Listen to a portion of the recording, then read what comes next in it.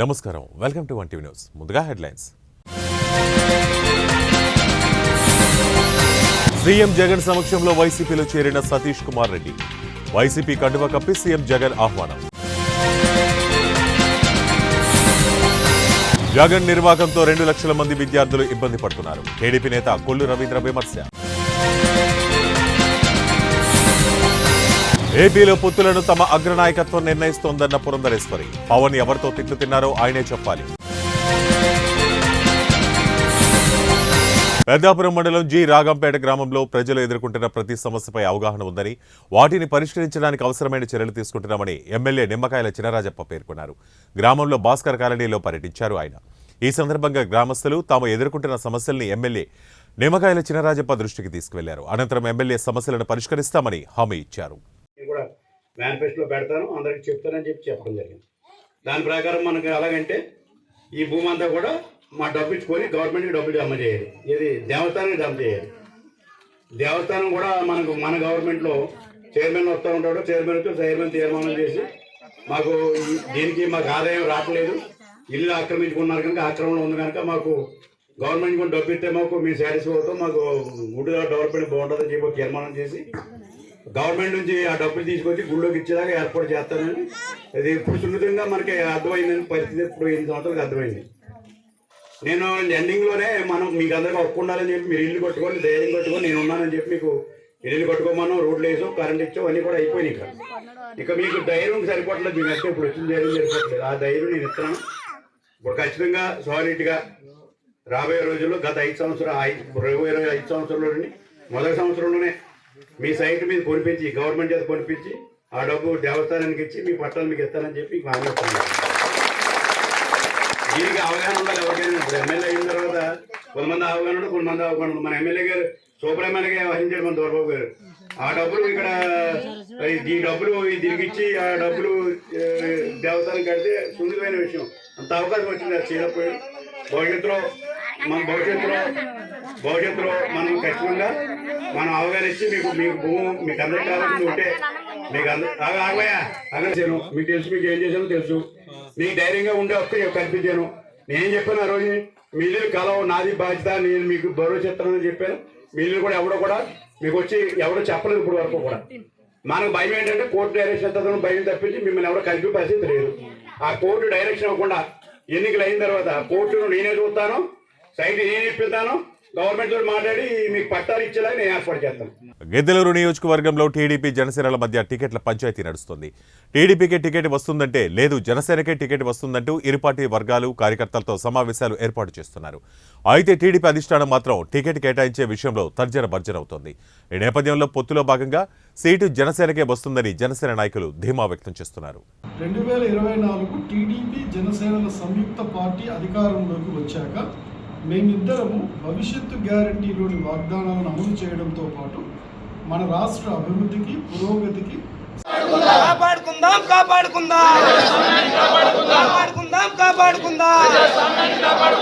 విశాఖ జిల్లా తెలుగుదేశం పార్టీ అధ్యక్షులు పల్లా శ్రీనివాసరావు సీఎం జగన్ పై తీవ్ర విమర్శలు చేశారు.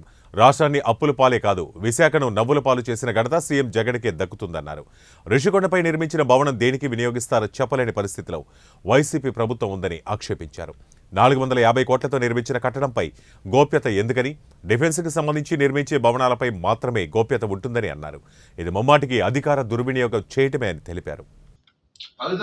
నాకు తెలిసి ఎంత సేఫ్టీ రిక్వైర్మెంట్ అండి, నాదే సెక్రటరీ స్టాఫ్ అన్ని డిపార్ట్మెంట్లు కలుపుతుంటే 22,000 మంది ఉన్నారు. ఒక 100 ఎకరాల ప్లాట్ మన దగ్గర లేదా, 100 ఎకరాలు ఉంది విశాఖపట్నంలో, ప్లేన్ ఏరియా. ఎన్సీసీ ఉంది కాబట్టి ఎన్సీసీ పెట్టుకోవచ్చు. కానీ 100 ఎకరాలు విశాఖపట్నం ఉంది. అవన్నీ వదిలేసి కొండను తోలిచేసి నేను పరిపాలన భవనాలంటే ఏమనుకోవాలి అసలు వినడానికి ఎలా ఉంది ఒకసారి ఆలోచించేది. అయితే ఇంకో విషయం సోదరులారా, హనుమాన్ విహారీ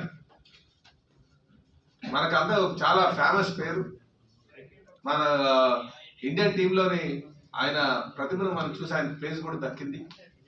అలాంటిది ఒక చోటా మోటా నాయకుడు కొడుకుని మందలించారని చెప్పేసి ఒక కెప్టెన్ గా ఆయన్ని హెరాస్ చేయడం చాలా దారుణం అండి. అంటే క్రీడల పట్ల ముఖ్యమంత్రికి ఉన్నటువంటి శ్రద్ధ ఒక్కసారి గమనించాలి. నేను మీ ద్వారా ప్రజలు కోరుతున్నాను, ఒకసారి గమనించండి. పేదవాడికి ప్లాట్ అనడం, మొత్తం ఒక్కొక్కడు కూడా ఎవడెవడో పేర్లు ఎక్కించేసి 4-5 సింగిల్ ప్లాట్లు చేసుకొని రేపు డెవలప్మెంట్ చేసుకుందాని ఒక ఆలోచనతో ఈ నాయకులు ఉన్నారు, వైసీపీ నాయకులు. దీని మీద పూర్తి స్థాయి ఎంక్వైరీ చేయాలి. అలాగే చివరిగా నిన్న తాడేపల్లిగూడెంలో జెండా అనే దానికంటే జనాలు లేరట. వీళ్ళ సభలకు వచ్చి జనాలు వచ్చేస్తున్నారు. జనాలు వస్తున్నారు లేరు ప్రజలు తెలిసి చూస్తారు, చెప్తారు. కనుక నేను మీ కుర్చీ మట్ట పెట్టడానికి ప్రజలు సిద్ధంగా ఉన్నారని చెప్పేసి తెలియజేస్తాను. మేము మొన్న లోకేష్ బాబు పర్యటన చేసి వెళ్ళారు. మధ్యాహ్నం మీటింగ్ పెట్టాం, భోజనాలు లేకుండా 3 గంటలు ప్రజలు కూర్చున్నారు, విన్నారు. దాని చూసేది తెలుసుకోండి అని చెప్పి తెలియజేస్తాను. రేపు రాబోయే రోజుల్లో జగన్మోహన్ రెడ్డి గారిని, వైసీపీ పార్టీని ఇంటికి పంపించడానికి ప్రజలు సిద్ధంగా ఉన్నారని చెప్పి తెలియజేస్తూ సెలవు తీసుకున్నాను. నమస్కారం.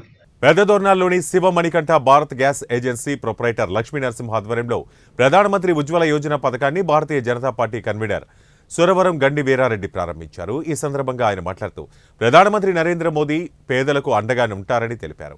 2024 ఎన్నికల్లో మరొకసారి నరేంద్ర మోడీ ప్రధానమంత్రి చేయాలని ప్రజలను అభ్యర్థించారు. రాజేంద్రనగర్లో 2-3 రోజులుగా నిల్వ ఉంచిన భోజనాన్ని కస్టమర్లకు విక్రయిస్తున్న హోటల్ ఎస్వీఎం గ్రాండ్ నిర్వాకం బయటపడింది. రాజేంద్రనగర్ సర్కిల్ పరిధిలోని పలు హోటళ్లపై ఫుడ్ సేఫ్టీ అధికారులతో పాటు జీహెచ్ఎంసీ డిప్యూటీ కమిషనర్ మెరుపు దాడులు నిర్వహించారు.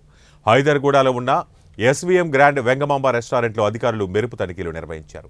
ఈ సందర్భంగా డిప్యూటీ కమిషనర్ మాట్లాడుతూ ఫ్రిడ్జ్లో నిల్వ ఉన్న తందూరి చికెన్ను అధికారులు గుర్తించారు.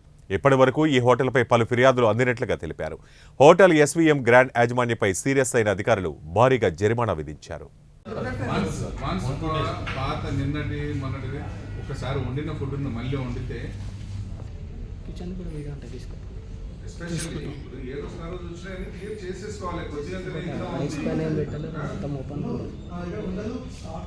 సంగారెడ్డి జిల్లా పటాచెరు మండలం రామేశ్వరం బండ ఔటర్ రింగ్ రోడ్డు రహదారిపై కంటోన్మెంట్ను ఎమ్మెల్యే లాస్యానందిత కారు ఢీకొన్న ఘటనలో టిప్పర్ను పోలీసులు గుర్తించారు. పోలీసులు యాక్సిడెంట్ జరిగిన 10 రోజుల తర్వాత టిప్పర్ లారీని కర్ణాటకలో గుర్తించి పటాచెరు పోలీస్ స్టేషన్కు తీసుకొచ్చి పోలీసులు సీజ్ చేశారు. అతివేగంగా ఎమ్మెల్యే కారు వచ్చి ఢీకొట్టడంతో ప్రమాదం జరిగిందని లారీ డ్రైవర్ తెలిపారు. హైదరాబాద్ కాళేశ్వరం ప్రాజెక్టుపై బాధ్యత మరిచి కాంగ్రెస్ ప్రభుత్వం దుష్ట రాజకీయాలు చేస్తోందని బీఆర్ఎస్ వర్కింగ్ ప్రెసిడెంట్ కేటీఆర్ అన్నారు. బీఆర్ఎస్ చలో మేడిగడ్డ పర్యటన సందర్భంగా హైదరాబాద్ తెలంగాణ భవన్లో బాన్సువాడ ఎమ్మెల్యే పోచారం శ్రీనివాసరెడ్డితో కలిసి కేటీఆర్ మీడియా సమావేశం ఏర్పాటు చేశారు. ఈ సందర్భంగా ఆయన మాట్లాడుతూ ప్రజలకు కాళేశ్వరం గొప్పతనాన్ని వివరించడానికి, పంటలు ఎండిపోకుండా చూడడానికి, ఎండాకాలంలో ప్రజల గొంతులు ఎండకుండా ఉండడానికి తాము చలో మేడిగడ్డ పర్యటన చేపట్టామని తెలిపారు. ఎండుతున్న పంటలకు తక్షణమే నీరందించి రైతుల్ని ఆదుకోవాలని ఆయన డిమాండ్ చేశారు.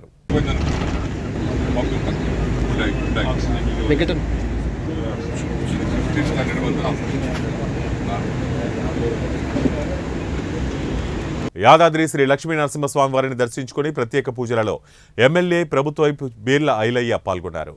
ఆలయ అర్చకులు ఆయనకు ప్రత్యేక స్వాగతం పలికి ఆశీర్వాదం చేశారు. ఆలయ అనువంశిక ధర్మకర్త నరసింహమూర్తి ఆలయ అధికారులు స్వామివారి తీర్థ ప్రసాదాలు అందజేశారు. కొండపైన తూర్పు రాజగోపురం ఎదురుగా ఉన్న క్యూలైన్ల సమీపంలో స్వామివారికి మొక్కు చెల్లించుకుని కొబ్బరికాయలు కొట్టే స్థలాన్ని ఎమ్మెల్యే ప్రారంభించారు.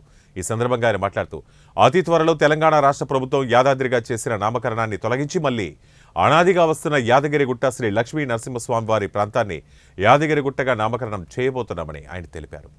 తెలంగాణ ప్రజలకు స్వామివారి ఆశీస్సులు ఉండాలని కోరుకుంటూ ఆ స్వామివారి ఆశీస్సులతోటి తెలంగాణలో దినదినాభివృద్ధిగా అన్ని విధాల స్వామివారి ఆశీస్సులు పేద ప్రజలకు ఉండాలని కోరుకుంటూ యాదాద్రి అభివృద్ధి విషయంలో ఈ గడిచిన 3 నెలల ఎంతో అభివృద్ధి దిశగా ముందుకు పోతున్నందుకు ఇక్కడ ఉన్నటువంటి ఆలయ ఈవో కానీ, ఆలయ శాశ్వత చైర్మన్ గారు, అదేవిధంగా ఎంప్లాయీసు, దీనికి సంబంధించినటువంటి ఎండోమెంటు అందరూ కూడా పెద్ద ఎత్తున వచ్చే భక్తులకు వసతి కల్పిస్తూ ఆ స్వామివారి దర్శనాలను సులభతరంగా చేస్తున్నటువంటి వీళ్ళందరికీ ప్రత్యేకంగా ధన్యవాదాలు.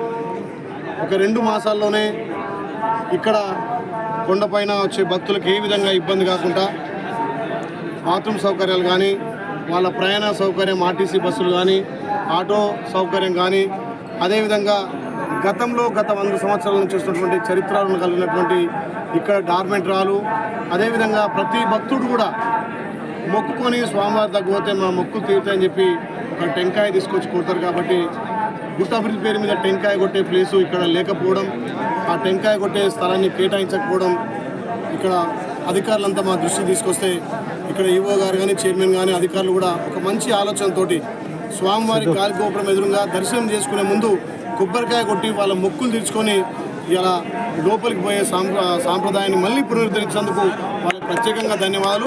తన తండ్రి వైఎస్ వివేకానందరెడ్డి హత్య కేసు దర్యాప్తులో తీవ్ర జాప్యం జరుగుతోందని ఆయన కుమార్తె వైఎస్ సునీత అసహనం వ్యక్తం చేశారు. సీఎం జగన్కు బీజేపీ పెద్దల అండ ఉండటం వల్లే జాప్యం జరుగుతోందనే విమర్శలు కూడా వినిపిస్తూ ఉన్నాయి. ఈ అంశంపై సునీతను ప్రశ్నిస్తే ఆమె ఆసక్తికర సమాధానం చెప్పారు. సిబిఐ విచారణ నెమ్మదిగా సాగడం వెనక బీజేపీ హస్తం ఉందా లేదా అనే విషయం తనకు తెలియదని సునీత చెప్పారు. నాన్నను గొడ్డలతో చంపారనే విషయం జగన్కు ఎలా తెలిసిందో బయటకు రావాల్సి ఉందని సునీత అన్నారు. పేదలకు పెత్తందారులకు మధ్య యుద్ధం అంటుంటారు. ఇక్కడ ఈ పెత్తందారులందరూ విట్నెసెస్ అందరినీ ఇన్ఫ్లుయెన్స్ చేస్తుంటే అక్కడ మర్చిపోయారా ఏమేమి నడుస్తున్నాయో? ఈ ప్రభుత్వంలో హత్య రాజకీయాలు ఉండకూడదండి ఎప్పుడు కానీ. ప్రజలకు అందరికీ ఒక రిక్వెస్ట్, ప్లీజ్ మా అన్న పార్టీకి వైఎస్ఆర్సీపీ పార్టీకి ఓట్ అయ్యేద్దండి. ఇంత వంచన చేసిన పార్టీ, మోసం చేసిన పార్టీ, తన అనుకునే వాళ్ళకి మాత్రమే హెల్ప్ చేసి అందరికీ హెల్ప్ చేయకుండా ఉండే వాళ్ళకి ప్లీజ్ ఓట్ అయ్యండి. ఇప్పటి వరకు సిబిఐ విచారణలో అక్యూస్డ్లో అవినాష్ రెడ్డి, భాస్కర్ రెడ్డి ఉన్నారు. ఖచ్చితంగా వాళ్ళని రక్షిస్తున్నారు. ఆయన పాత్ర ఉందా లేదా నేను చెప్పకూడదు. సిబిఐ ఆ విచారణ అయితే చేయాలి. వాళ్ళ పేర్లు వచ్చినాయి, విచారించండి. ఉంటే బయట పెట్టండి, లేకుంటే వదిలేయండి. ఇవి ఇప్పటివరకు ఉన్న బులెటిన్ అప్డేట్స్. మరిన్ని అప్డేట్స్ మళ్ళీ కలుద్దాం. Until then keep watching one TV news. ప్రతిక్షణం ప్రజల పక్షం.